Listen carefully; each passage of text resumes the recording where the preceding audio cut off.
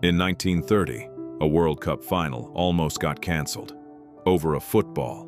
Not the sport, the actual ball. Two countries, two different balls, one trophy. And by the time this match ended, fans were literally being searched for weapons at the stadium gates.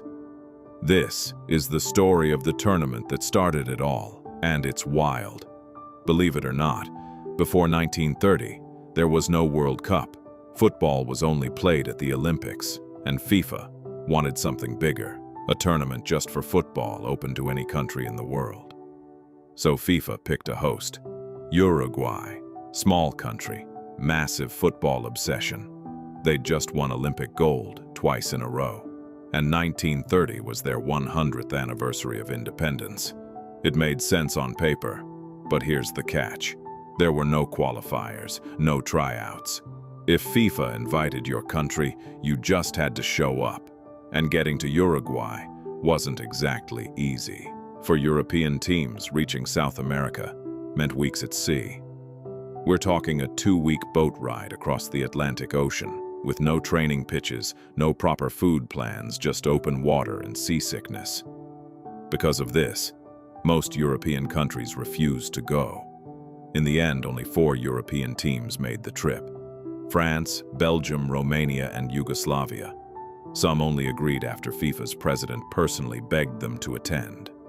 In total, just 13 teams competed, a tiny number compared to today's 32-team tournaments. And most of them were from the Americas, since, well, they didn't have to cross an ocean to play. Uruguay didn't even have a stadium big enough for the final, so they built one from nothing. It was called Estadio Centenario, and construction was such a race against time that it wasn't even finished when the tournament began. Heavy rain delayed the build so badly that some early matches had to be played at smaller stadiums instead. By the time the final rolled around, over 90,000 fans packed inside, an insane number for the era. And now, the moment everything built toward, the final. Uruguay versus Argentina. Not just a football match, a full-blown rivalry between two neighboring countries who despised losing to each other.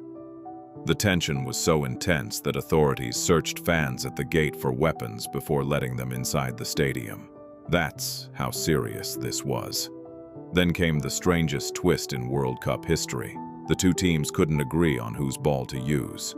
So, they compromised.